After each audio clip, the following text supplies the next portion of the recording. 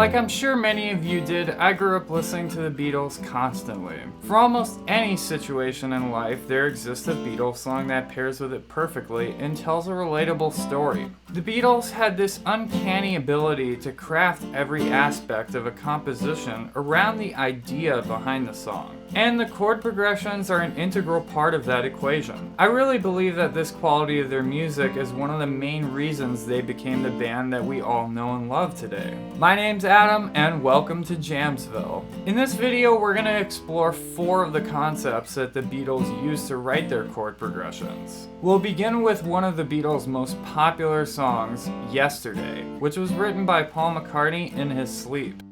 Stepwise bass motion. The main idea to take away from the song Yesterday is the use of stepwise bass motion. Stepwise bass motion is when the lowest note in the chord, oftentimes the root of the chord, moves in intervals of major or minor seconds. In this case, the chords are moving mainly by step within the key of F. So we start off on an F major chord, which is the 1 chord, and then immediately move down a minor second, E minor, then we have A7 and D minor.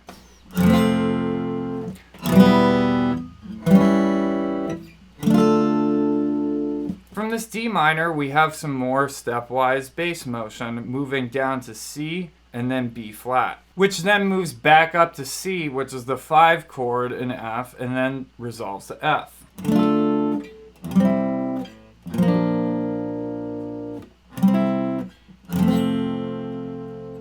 Now, in both the A and the B sections of the song, we see the stepwise walk down from the D minor chord, which is the 6 in the key, also the relative minor. But in the B section, the walk down continues all the way down to the 2 chord, G minor.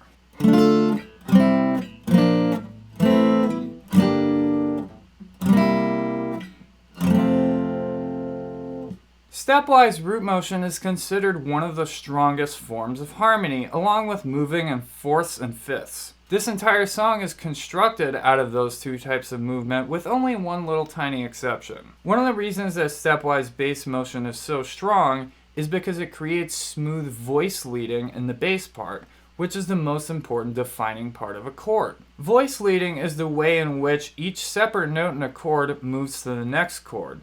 And stepwise voice leading is generally preferred to more jagged, wide interval voice leading. For example, this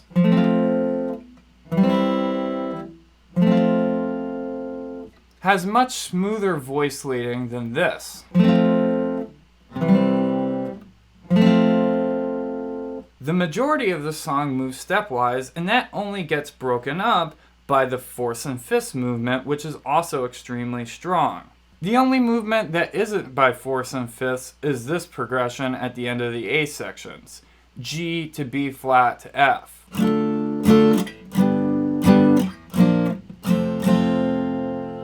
We'll talk more about that later in this video. Yesterday is about reminiscing Paul McCartney's past and his mistakes, so it makes sense that not only would there be a stepwise progression in the song, but actually a downward stepwise progression. The downward motion seems to parallel the feeling of McCartney sort of taking a step back to reevaluate how things went in his relationship, and represents his longing for yesterday. Use of the major 2 chord.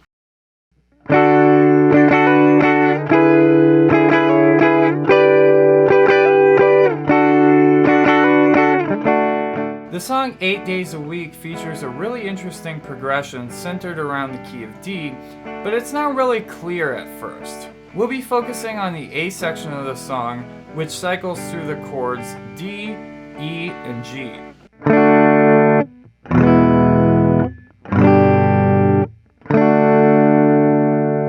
Out of these 3 chords, the E major chord is the outlier because in the key of D major, there's supposed to be an E minor chord, not an E major chord.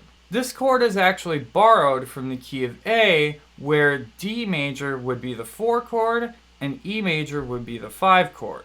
When this E major chord comes in, the listener isn't really sure whether or not the song's in the key of D or if it's in the key of A, but then when the G major chord comes back in and then it resolves back to D major, it's confirmed that it's in the key of D major.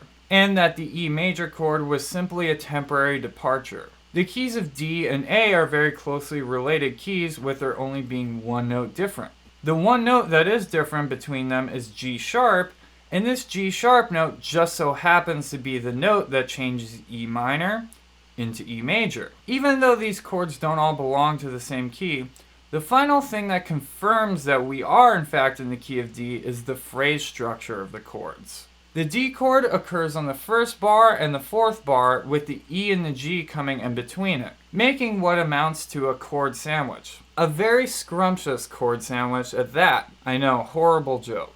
This is actually the same progression that occurs at the end of the A sections in Yesterday that I said I would talk about later. Yesterday is in the key of F, so when it goes from G major to B flat to F, that amounts to major 2 to 4 to 1. This may be a bit of a stretch, but the way that this main progression sort of lives in between these two keys makes me think about the contradictory nature of the title of the song, 8 Days a Week. There's obviously only 7 days in a week, so the phrase 8 days a week sounds a little strange at first. It's sort of like when someone says they gave a 110% effort. The first time you hear it, you might be a little confused, but then you understand that it's on purpose. And in this case, it's a statement that the singer has so much love that it doesn't even fit into 7 days in a week. But 8 days a week does work.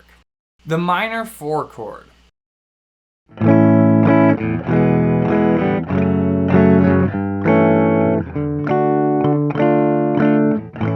Typically in Western music, the chord that's designed to create tension that leads us back to the 1 chord is the 5 chord. The Beatles often use another chord that creates the same tense effect as the 5, but has a bit of a different flavor to it, the minor 4 chord. A great example of the use of this chord is the song In My Life, which is in the key of A. The song In My Life utilizes this idea of replacing the major 4 chord with the minor 4 chord, which is not a part of the original key, obviously. The song first brings us to D major, which is the 4 chord, and then lowers the F sharp note in that chord, which is the major third, to F natural, making it the minor third, thus transforming it into a D minor chord.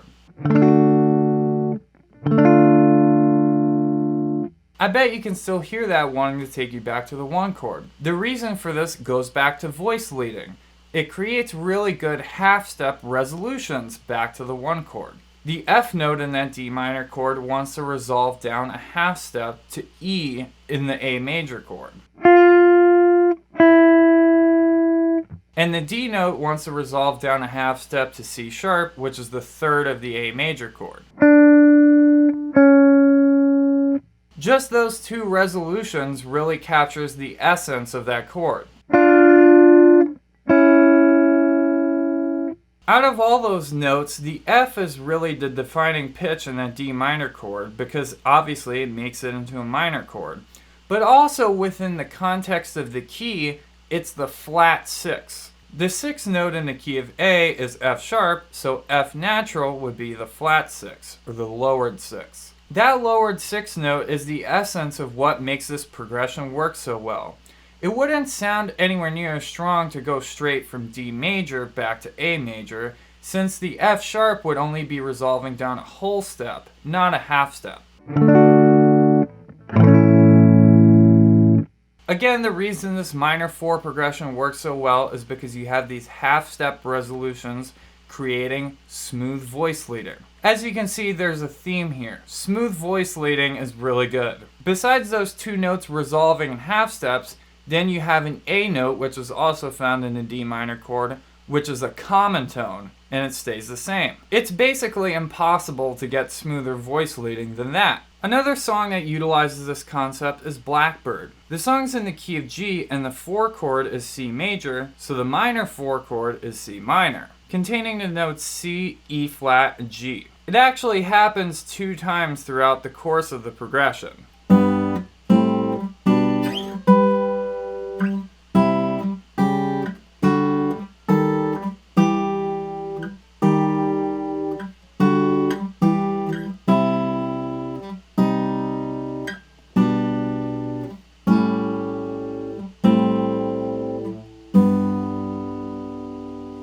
In this case, E flat is the juicy note that's being used for that minor 4 chord. E is the 6th in the key of G, so E flat is the lowered 6th. It occurs the first time in the lower voice, so there really isn't even a full C minor chord there, but you still really get the essence of that C minor chord. And then the second time you do get the full C minor chord with C in the bass and E flat on top. And then those two notes resolve down perfectly like they should, down to B and D respectively. Blackbird actually uses all the concepts that we've discussed so far in this video. Stepwise bass motion, the major 2 chord, and the minor 4 chord. Pretty cool, huh? Before we move on to the last Beatles chord writing concept, if you're enjoying this video so far, make sure to drop a like down below and hit that subscribe button. It really helps support the channel and I really appreciate it. Modulation to 6 major. So far the songs that we've talked about all stay within the general realm of one key, only departing from that key temporarily. Sometimes though, the Beatles like to completely change keys. The proper term for changing keys, by the way, is called modulate. And their favorite spot to change keys, and most composers' favorite spot admittedly, is on the bridge of the song. One of their favorite keys to change to is the major 6th. Now, it's very common to see modulations to the minor 6th in songs because the minor 6th is the relative minor of any given major key you're in. For example, if you're in the key of C, A minor is the 6th and it's also the relative minor. Therefore, they have the same notes and the same key signature. If you were to instead change keys to A major, there's a resulting bright, uplifting feeling that you get when the expectation of the minor key is subverted and instead replaced with the major. The key of A major and the key of C major have 3 notes that are different between them, so they can be considered pretty distant, unrelated keys. In the song Something, written by George Harrison, this is exactly what happens.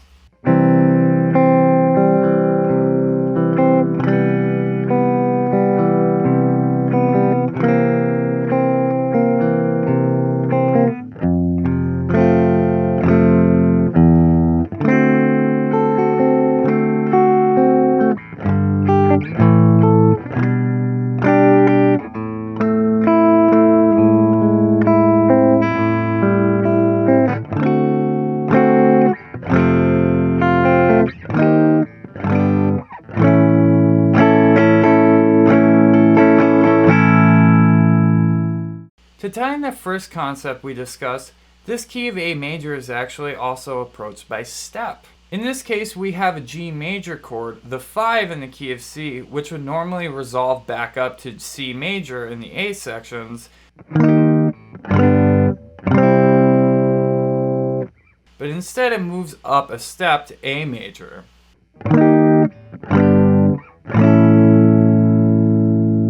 As a result, we can also consider this modulation a form of deceptive cadence. Cadences are points of harmonic resolution from tension.